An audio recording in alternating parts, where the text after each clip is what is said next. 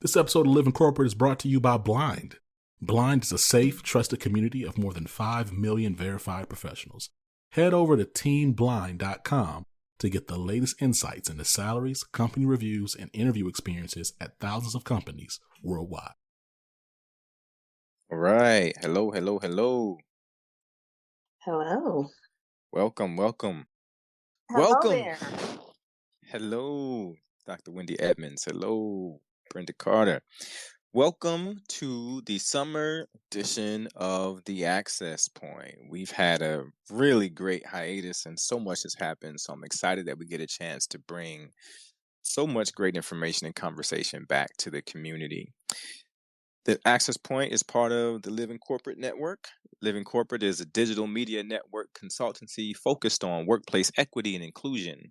Living Corporate centers and amplifies Black and Brown voices in the workplace through digital media production and business-to-business consulting. Our network offers a variety of programming, and tonight we are super excited again to be back with The Access Point. The Access Point in of itself is a weekly webinar focused on preparing Black and Brown college students and early career professionals for the workplace by having real, nuanced talks they don't even know they need yet. For this iteration of our show, we're going to focus on some real challenges for our viewers and for our listeners that you face as you move through the early stages of your career. The natural disclaimer here is that the thoughts and views expressed in tonight's discussion do not reflect the views of any organization the host or our guest may be affiliated with. So let's start with some introductions. Dr. Wendy Edmonds, welcome back. Yes, welcome and glad to be here. I am Dr. Wendy M. Edmonds, and I am an author.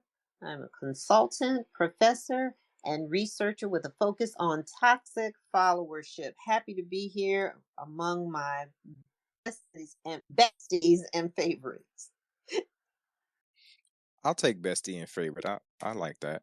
And I am Dr. Lonnie Morris. I'm a management consultant and professor, and I spend most of my time helping people learn how to behave nicely in organizations and to make work a better place. And we are excited today to be joined by an incredible woman who has just been a great resource for me, and we have incredible conversations about the work that she's doing and how she is changing the face of corporate spaces. And I want to allow her to introduce herself as we begin to kick off our halftime report show. So Brenda Carter, why don't you introduce yourself to the listeners? Well, thank you. My name is Brenda Carter. I am a change, equity, and inclusion expert. I have done change for over the past 8 years, and I am just very passionate about helping leaders be change that we need to see. Super. Thank you so much for joining us. So let's dig in here. We are in June now and just kicking off the summer. So we're halfway through 2022, and we thought that'd be great to have some conversation about what's really happening for us in the workplace right now. What are some things that we should celebrate halfway in? What are the big wins that we've had in general? And what are some hurdles that we still have to get over as this year continues? Where do we start? I think one of the wins that I've been seeing, just from a trend standpoint, is the fact that I think we're getting access to opportunities that we wouldn't have had before, specifically as it comes to like title and pay.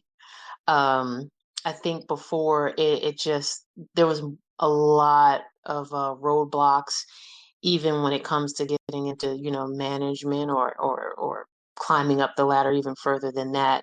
And I think that I think that the barriers aren't as much as they once were about a year or two prior. There's still barriers there, but it's not as strong as it was a year or two ago. So I'm enjoying seeing a lot of Black and brown employees be able to say they got a promotion into this or to that. So that's what I would say. There's something to celebrate. I love that, and I've witnessed it. I've seen a lot of academics who've just been strong throughout the academic community who are transitioning to corporate spaces and taking all of their talents and their skills that they were applying, and sometimes in limited ways, at universities, and really going and changing the face of the workplace. So I'm excited about that, and I agree that a lot of doors are open. And I keep seeing multiple things come through on Twitter, multiple things come through on LinkedIn. People saying, "Hey, I got this. I'm moving to this, or I'm leaving that," and that's exciting. It's exciting to have a pathway. It's exciting to see the people around you, even people that I don't know, right, that are just part of the larger community's conversations, being able to shatter some of the ceilings that we were experiencing in the past. I also want to comment on that. And, you're absolutely right about things that are happening now that haven't happened before, bringing attention to some of the benefits that we were not privy to. So there's an article that was written in the McKinsey, and it's called Making Diversity Pledges Matter by Shelley Stewart III. And he mentions here that after the murder of George Floyd, U.S. companies pledged well over $50 billion towards diversity and racial equity efforts of all kinds. So how do we hold them accountable? How are we getting a fair share of what they said they, are making these promises to do better? And he breaks it down into three areas: capital, connectivity, and technical assistance. I want to just focus right now on connectivity.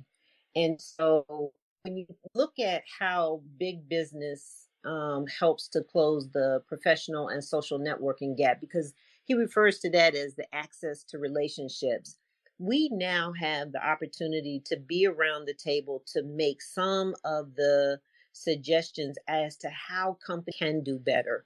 One of the suggestions he says is about improving access, is about improving business ecosystems, right? Connecting suppliers to business partners, because a lot of the small businesses are minority owned. And so, we know that early careers, those who are entering early in their careers and are just in college, start work in those companies, the larger companies. And so when they have the opportunity to be around the table, be creative, they're now getting the opportunity to have a voice at the table so that we can hold these companies accountable and make them deliberate about keeping their promises and helping minority businesses. Thank you so much, Wendy. I appreciate that. There's a lot to say about accountability. And here's something that I saw today that I think speaks to that. So we saw that two senior Black leaders resigned from Amazon. So it was one of the senior vice president, and then I think it was the vice president of transportation services. So in what I saw in the Black media was the announcement about the two professionals that they were leaving Amazon to go somewhere else. What I saw in the popular media was that the Amazon CEO put out a memo to the larger community addressing, we know there's an issue because we're losing Black people at the top. So to your point, Brenda, and to your point, Wendy, that there is a difference here in accountability, that in the past, we could come into a space and exit a space and it goes unnoticed. The CEO doesn't have to chime in. But because of this reckoning that we're experiencing across the global community that resulted from all of the uproar and outrage after the George Floyd murder, now we're saying that the CEOs have to step up to the plate and say, I know this is happening, and let me explain. They didn't have to explain when we left before. We could leave battered and bruised and unhappy, and even if we were successful, and it would go unnoticed and no comments. But now they have to step to the plate, and they are accountable not just to the organization, but in this particular example, they're accountable to the global workforce about, here's what's happening in my organization. Lonnie, you make a really good point about that because even in a lot of the research that I've seen, when you look at things like employee engagement and, retention efforts deployed by HR, you normally see it for, that broader population that doesn't include us. But then when you look in literature, they'll say, oh, well, they historically have high turnover, right? So Black and browns historically have high turnover, but they don't apply the same level of attention when it comes to employee engagement or retention efforts. They don't do the same type of work, right? It's just written off, to your point, like you said before. I think today, there's this theory that I've heard about being pushed or pulled. So it's even in that push or pull is they break it down according to like the demographic, right? So what I is that in today's market, when we go specifically and we start breaking it down by gender, Black men are being pulled out of their company, while a lot of Black women are saying that they're being pushed out of their company. And so those are two different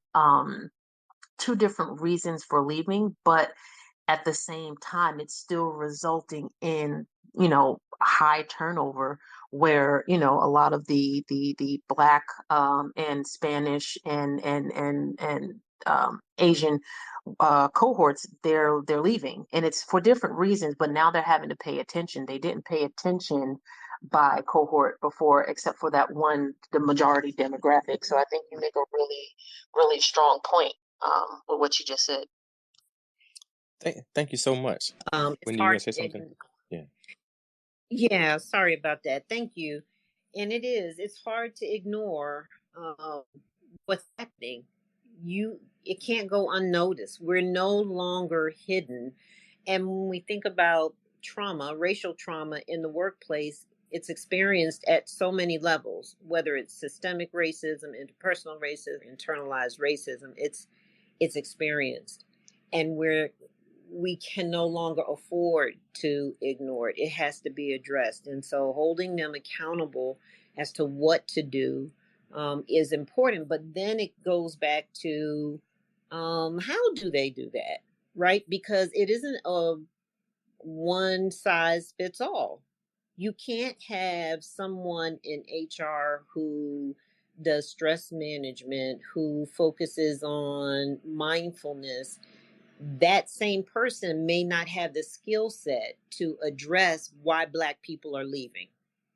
They may not have that skill set that is necessary to address the racial trauma that's being experienced through microaggressions and other aspects of racism. That's that they are seeing and experiencing on a daily basis. That's a buildup.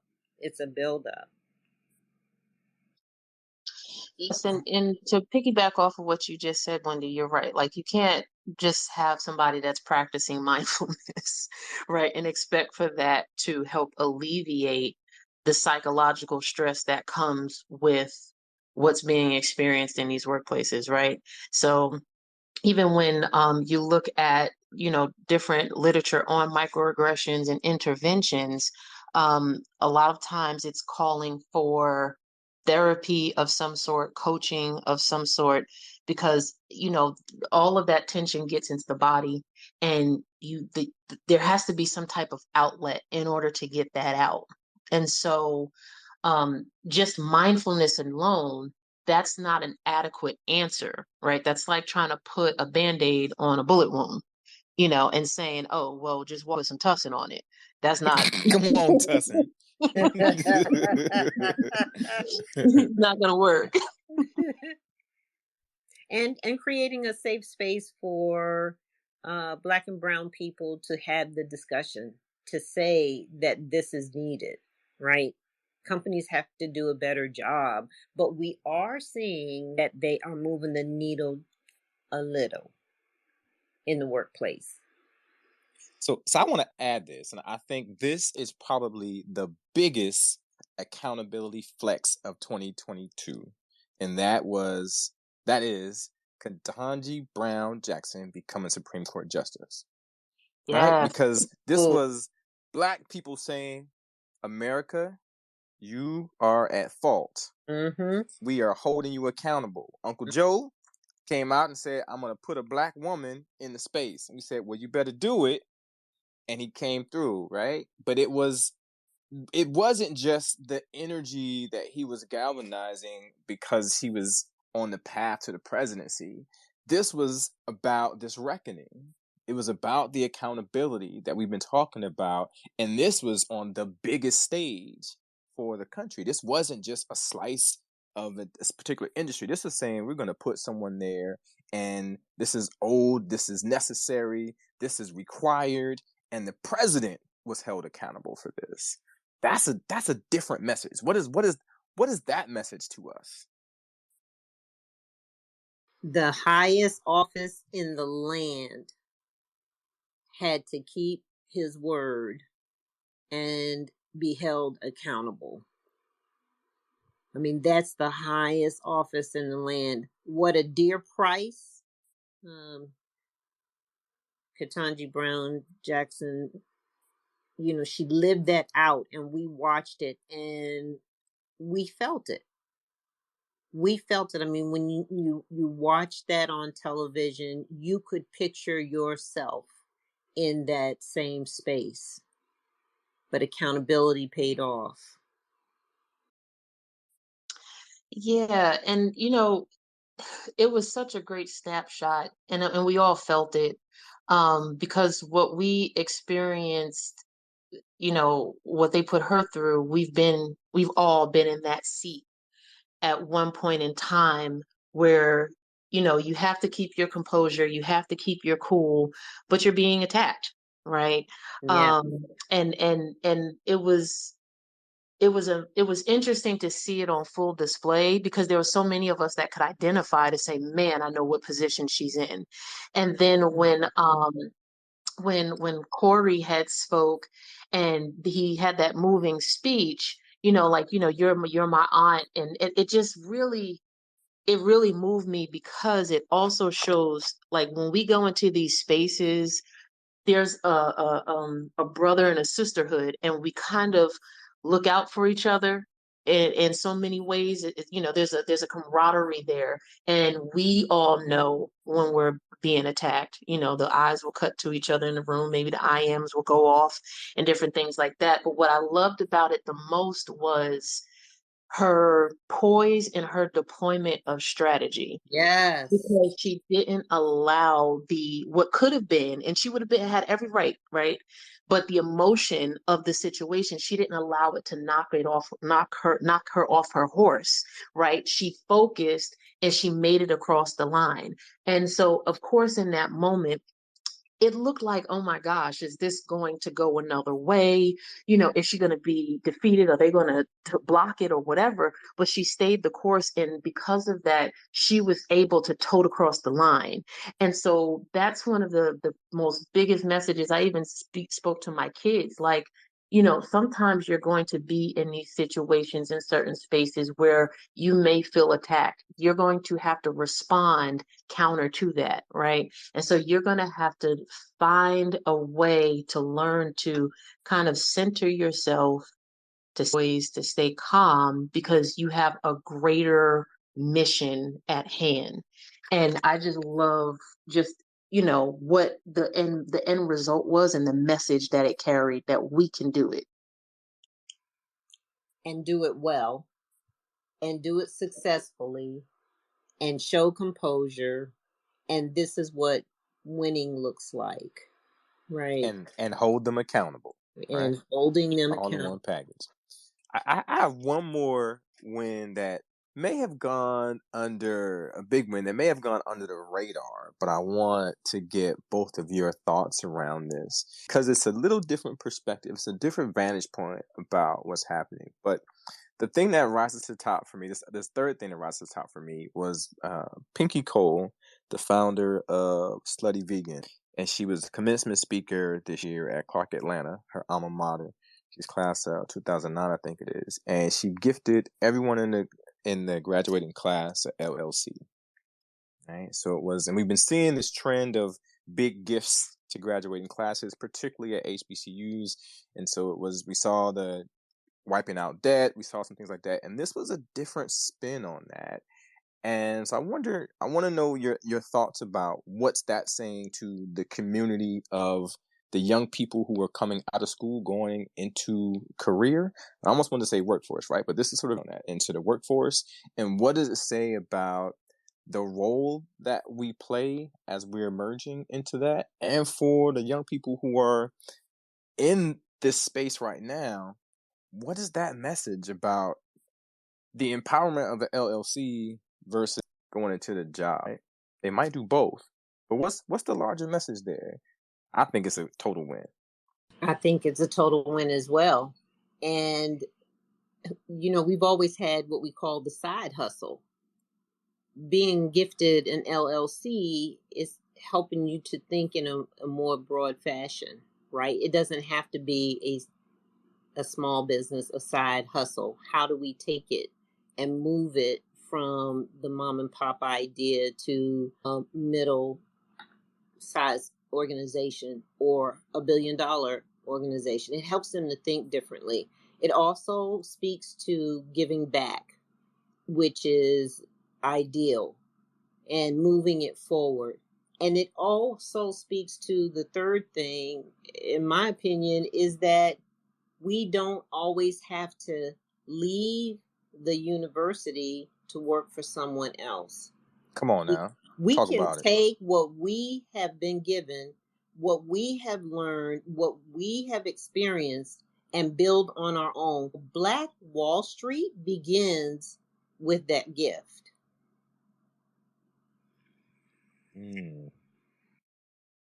That's powerful, because now we're saying here's a path for you to avoid all this other trauma we've been talking about, right? You just skip over that. Go ahead, Brenda. I do think it's a win-win. I just, there is an air of caution that I would say, right? Because to give the LLC, that's one thing, but to give the business knowledge on how to expand it is another. Because on the flip side, we do know that, businesses, they, doesn't matter what color you are, the likelihood of them going past 5 years, it can be slim. And then, I mean, can be great. And, a lot of businesses tank within 5 years, but then if you're a person of color, that can increase, right? So education is going to what Dr. Wendy had mentioned. You have to grow that business.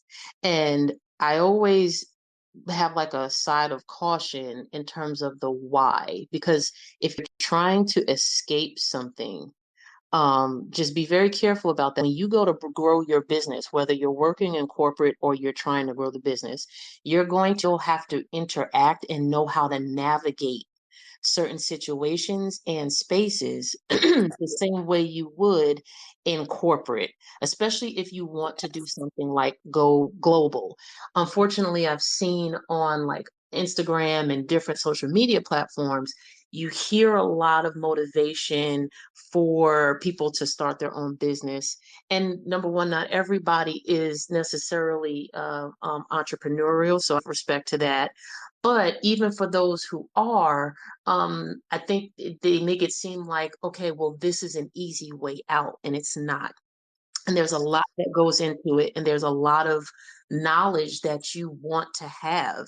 So I think giving the LLC is great, but what's even better is giving access to those that know how to grow a business and expand a business, and to give them access to that knowledge is even that much more helpful. Because if you're not careful, and if like you were to track maybe some of the progress, if you're not careful, those LLCs will sit and they'll have, nothing will become of them because they don't know necessarily what to do, or they don't know how to scale it. So that's my only side caution. Oh, that's important. And thank you so Totally much for agree. that, because it also, it's sort of like what you mentioned earlier about mindfulness. You can't just have mindfulness by itself. Like the LLC doesn't grow on its own. You need the other skills to do that. You need mentorship. You need sponsorship. You need connections. You talked about that, Wendy. So all these things are part of the larger community that helps us grow people from that space and move them on. But yeah, so it's a good thing. It's a good feather, and it's a good way to help shift the thinking. But we also need to make sure we build the backline on that too. I get it. Backline, help them with soft skills in navigating that space, right? Because you do have to interact. And again, at the table, make sure that these companies who say that they are investing in diversity, equity, and inclusion, and we want to fund, that they fund properly, and that those who have received the LLC know how to use the funding that they are given. So I definitely am on board with seeing it as a win with the resources. I think that's Brenda's point as well, with the resources, the proper resources. The other thing, especially when it comes to trying to, sign on as a diverse supplier, there's paperwork that you want to fill out, and a lot of times it can be a lot, right? It's a lot of red tape. So it's like just making sure that they're properly and getting that access to do that. So, but yes, great points. So this is a win with an asterisk, right? So we got some more stuff to do around that. I love it. There are a few things that I think are related to sort of this halftime report of what's happening for Black and brown people in the workspace and the workplace at the middle of the year here that I think are carrying over from what we've seen from this reckoning after George Floyd's death and with some pandemic stuff. So I want to get you to chime in on some of those. Another thing that rises to the top for me is this idea of well-being. And both of you have mentioned this in your comments already, right? It's a major concern. And what we've seen is the pandemic has really shifted our thinking about that. So it's not just about wellness, which I think often was thought of as just physical wellness, but now we're saying well-being. So all the things related to how you show up and the psyche in the workspace. So as we continue to see this grow and rise to the top as something where companies are putting money behind this and energy behind it, what are the things that the Black and brown people need to make sure that we know related to our own well-being or pursuing well-being in the workplace? And what things do we need to look out for? I know I've seen a lot of reports on this. I know what Harvard Business Review just did a report on the global workforce that everybody's stressed out and sad and anxious. And the American Psychological Association just did something the same thing, saying, hey, everybody pretty much is spazzing out at work. So what do we do?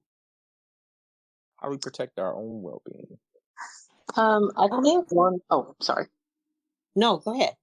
Oh, I think one of the things that we can start doing is gifting ourselves the right to leverage a company EAP, which is like usually some type of like employee resource program or whatever, where you can do things like therapy or different wellness. And the reason why I say gift ourselves is because a lot of times we don't draw, especially within the Black and brown community, we don't draw that connection. We just take stuff and take stuff and take stuff and take stuff.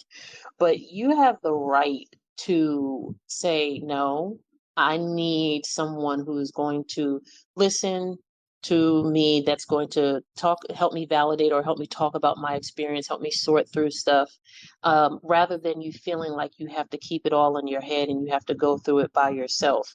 Because, when you are able to reach out and leverage those company resources, so that way you can talk to someone, it helps you to replenish, to re-strategize, and it kind of helps you to recenter in terms of what are your values. And if there's a strategy that goes with that, then, if you need to exit or if you need to figure out how to progress or pivot or persevere, whichever one, it helps you, it creates the space for you to do that. And so that's one of the things that I really think that we could really start doing is leveraging some of those company benefits that oftentimes we not even be aware of because we haven't even asked. or we are aware of it, but we never thought to apply it to ourselves. Let me tell you why I love that, Brenda, because sometimes we don't even take our days off. I know. Right? Sitting, just I collecting. know. Oh, I got 336 hours that I can use, never use them. Right? So if you're Mm-hmm. not even using the thing that we are most prominently aware of, people definitely are not tapping into the EAP resources. Go ahead, Wendy. I also think that when companies offer things to us out of the ordinary, we should definitely leverage that. For example, the president of our university, and I just give kudos to Dr. Aminta Bro for listening to the hearts and the pulse, faculty, staff, and students. During COVID, everybody was working overtime. I mean, boundaries were crossed. You were working into, late hours, weekends, and students as well.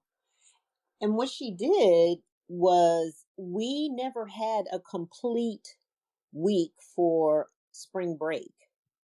And we were given a whole week for spring break. But the kickoff was a full day of wellness that started in the morning with a breakfast. And you had a series of activities to do throughout the whole day, from just going in the theater and sitting down and watching Black Panther, or, just a movie, to taking a nature walk.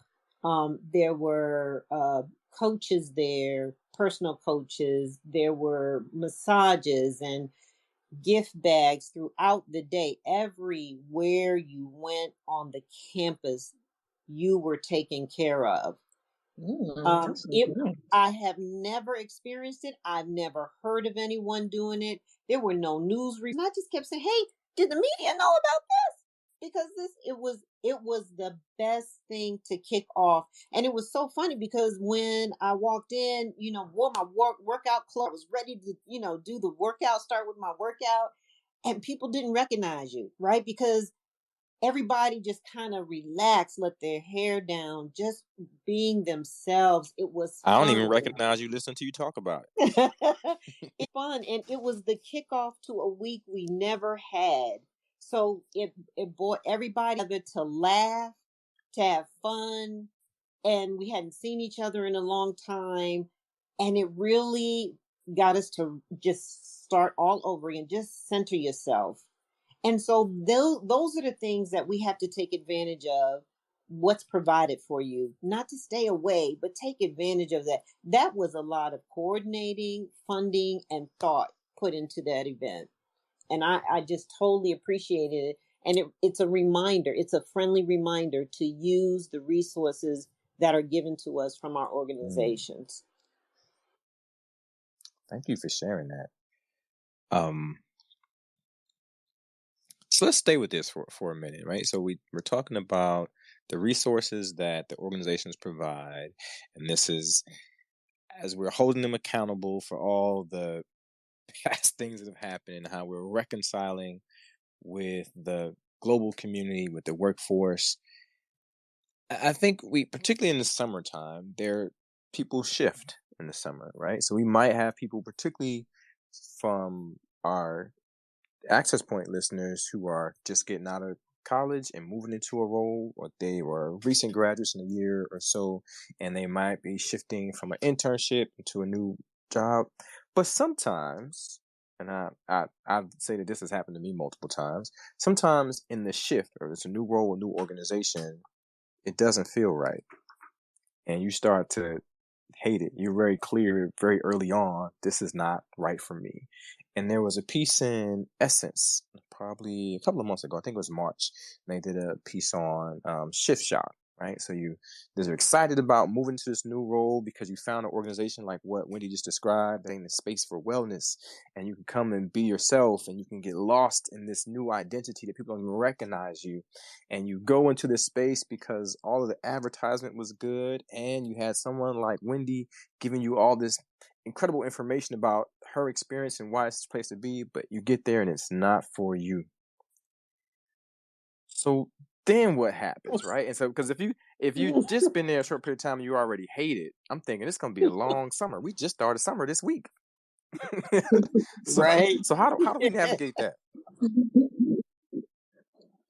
That's a really good, I've definitely been there. But so the experience is not an isolated event. And I've seen other cultures, they have the same thing, especially like when they come out of school and they get this big consulting opportunity and they utterly hate it.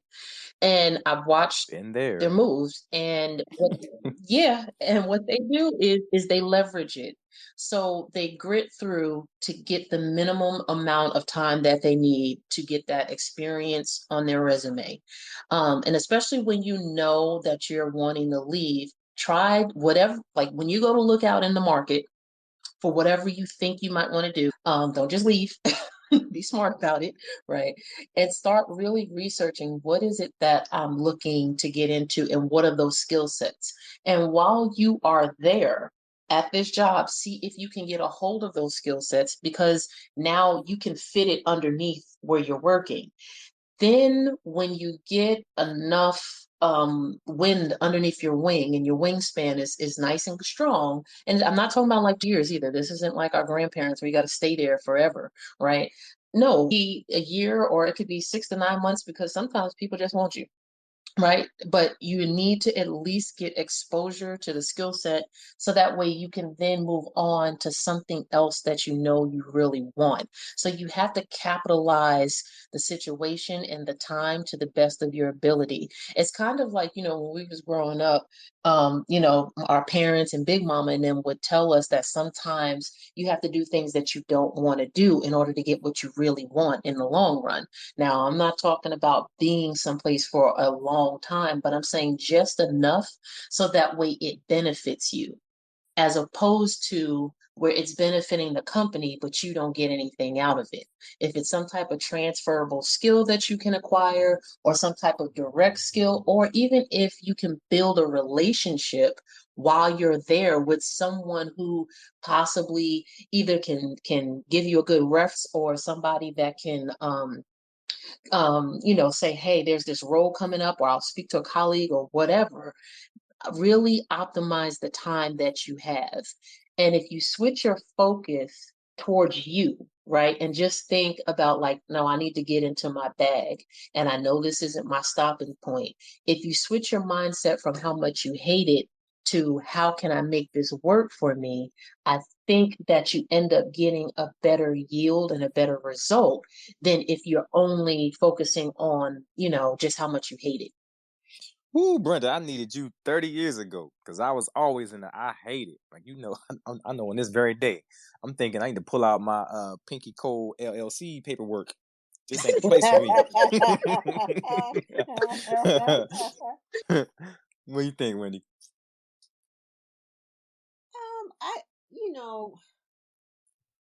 I'm speechless right now. I'm speechless right now because I've been in that space. Yeah. I've been in that space, and it really makes you think about why you don't want to be there and how you'd rather be fishing. Mm-hmm. Right? So, we have to know when it's time to search for that new space, and when it's time to search for a way to navigate if you choose to stay there. Mm-hmm. Yeah. Mm-hmm. Mm-hmm. And I love what you said, Brenda, that this is the time to focus on you, right? So to be very clear about, what do I need to get from this? How can I navigate that quickly? And that's really important, right? Because it happens. So here's the last thing that I'm thinking about, that's about the 2022 year, this part, as we are moving through the pandemic. What we're hearing is all these ideas about returning to the office. All right. So some people will have the luxury to continue to work from home or to work remotely. I prefer to work from the beach, and I've been doing it at multiple beaches around the world. Everybody doesn't have that luxury, but right? You can work from wherever. So we got to I'm just work from jealous. wherever. I I know. am too. I know. It's part of my own wellness, right? It's the whole thing. You say, come in, I come with my workout clothes, the whole thing, right? But if we know that we are already facing organizations where sometimes the expectations and the rules are unjust, they might be lopsided, and it might apply differently for other people than for us. What do we need to do as organizations and companies start to say people come back to the office? And perhaps there are some mixed messages about that, or some double standards about that. What do we do for the rest of this year as we navigate those transitions? I would say that we really have to, you know, when you're bound by policy, you're bound by policy. That's the challenge. But when you're faced with policy, how do you find that happy space? And so that may look different.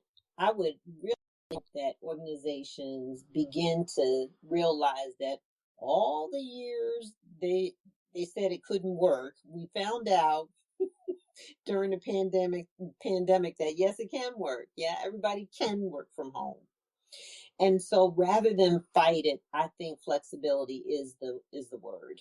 Flexibility is the word. And again, find that happy space. Like, what does 40 hours of work look like? Oh, you work 40 hours? Oh, I'm sorry. Yeah, so now I work 60 hours. Come on. Who else is listening? 80 hours. No, but really, what does that look like for you? And find a medium. I'm not saying it's easy, right? Yeah. Nowhere, nowhere near easy. But you're right. It's not easy because people don't. I remember years ago when I asked to work a flex schedule, part from home, and the commute was almost out, you know, just miles and miles away from my home. And the person interviewing me was very angry, and an older man, and said, "You are quite precedent setting. Like, I had asked for something that was just so unheard of." And to see that same response in 2022 post pandemic is scary. So we do need to think about that from a wellness standpoint, right? From a wellness standpoint, because to come back into the workspace means to give something up that we adjusted to for the last 2 years. Brenda, any thoughts? Yeah, and it's one of those things where, I laugh because right before the pandemic, the space where I was working, it was like optics, we need to see more of you in the office, optics. But we did a lot of traveling, so it didn't make any sense. And then after, and it was like you said, it can't be done. And then we did it, and we did it well, to the point where we did a little too well, and there was no line of delineation between your workspace and your home space. And then on the return back, especially like with a lot of women who were mothers and different things like that, that was their biggest concern. Because, just because things are okay for one demographic, that doesn't mean it's okay for another, especially if you're a caretaker, especially if you got kids and you're making different decisions and vaccines and all of that stuff. And it depends on your state and different things like that. And so, everybody had these choices to make. But I think the Great Resignation as well, or the Great, I forgot, rethinking or whatever, that has helped to kind of counter, right, some of these old school principles that are trying to come back into play. Because you also have a lot of companies that are looking at it like, well, wait a minute, I'm okay with this remote type of work because, number one, it allows me to have a broader cast in terms of my net, in terms of the talent pool. Now, in the case where you find that there's uneven practices, there's a few things you might be able to do. And of course you would have to decide, like, is this the place that I want to be? But you can build alliances with people who have a voice, and you can say, hey, I'm noticing that this group is able to do this and I'm not. And then the more you begin to build that alliance, somebody that has a voice that can say it, without it causing any type of harm to their professional career, they can advocate on behalf. Or sometimes you can, you know, point something out, but you can do it offline, don't have to be in a meeting, nothing like that. And just say, hey, I noticed that such and such was able to do A, B, and C. I need to do this for whatever reason, and see what happens there. But at the same time, when people are being unjust in their practices, they find ways to make sure that they stick it to you. So it's a really complex situation, because I think a lot of companies are still trying to figure out, how do we navigate this space? And to the leaders that are enforcing it irregularly and unjustly, they have to be careful, because if it drives issues in retention, the spotlight's going to be on them, and these other companies are going to gain the talent that they lost. So it's going to be interesting to see how it pans out, because the market is just so competitive right now for talent. So I think that something's going to happen if it's hybrid, or some places decide to stay fully remote. Something's going to have to pan out.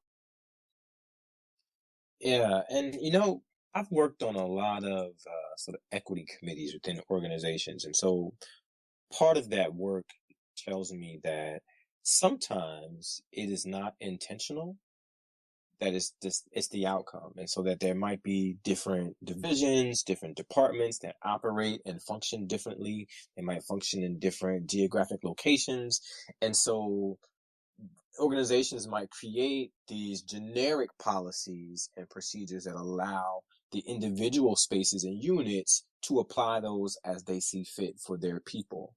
But then when you start bringing people together to talk about it, and while one part of the organization is allowed to do A, B, and C, another part is not. But to your point, Brenda, but it's not apples and apples, right? And so trying to find that balance is really, really important. So I appreciate that. What we're saying is that always keep your wellness at the top of thought, and figure out how to navigate the space and find advocates and make sure your voice or your opinions are voiced. As we look at it, we've got about 4 minutes left in our talk today. I want to ask this question of both of you. What are the hurdles that we have for the rest of the year? I've got 2 on my mind, but I want to hear yours first. So we talked about the big wins. We talked about some of the ongoing things we have to continue to manage. So what are the hurdles we have for the next 6 months? Inclusion. Yeah. Inclusion, that belonging, because while I mentioned, like, we're getting access to roles and money and different things that we never had before, it's being included and being accepted. Our leadership style, our how we show up, our authenticity, that's still a hurdle that a lot of us are still trying to navigate. And I would say self-care, to understand that it's okay to say I've had enough. I need a break. I need I need a break. I need to take care of me, and it's okay. I appreciate both of those. I'm gonna offer this.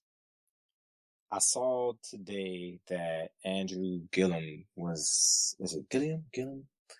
indicted for conspiracy and fraud, and he was a superstar, right, running for the governor of Florida, and then he had a downfall, and we see this continued spiral. So part of what I'm thinking in terms of hurdles is that our leaders are still under attack. I know nothing about the legal implications of what's going on with him, but I do know that he was on a launching pad to something really great. And what we see happening is that his character is continuously under attack, and that happens to us, right? When people get some leverage and they get some movement and they get some power, that they try, just like we talked about with the Supreme Court justice at the beginning of our talk, that people try to strip away those things. And so as we think about all of the reckoning, all of the accountability, all of the focus on well-being and wellness, and all the things we discussed today with the people providing mentorship and sponsorship and pathways, that we have to continue to do the right thing. That's internal. We also have to continue to protect the people that create the spaces for us, because we're always under attack. So true. Very, very true. All right. Brenda Carter, Wendy Edmonds, thank you so much for this talk today. I appreciate it so much. I enjoyed learning so much from both of you. This ends our conversation. I'm so excited that the Access Point is back, and we will be back next week. Thank you for everyone who's listening, for joining us this evening, and bring a friend next time. If you want to connect with Living Corporate, you can follow us on social media channels. So we're at livingcorporate.tv on the web, on Twitter, of course, here, LinkedIn at Living Corporate, and Instagram and Corporate. Thanks so much, everybody. Have a good night. Thank you. Good night. Thank Good night. you. Living Corporate is brought to you by Doximity. Over 90% of graduating medical students join Doximity to use our tools before earning their doctoral degree. As medicine's largest network, there's an elevated level of responsibility to everything we do. We don't take that responsibility lightly and are committed to working towards a more equitable world inside and beyond our virtual office walls. If you want to learn more about Doximity, make sure you go to your app store, type in DOXIMITY. That's DOXIMITY.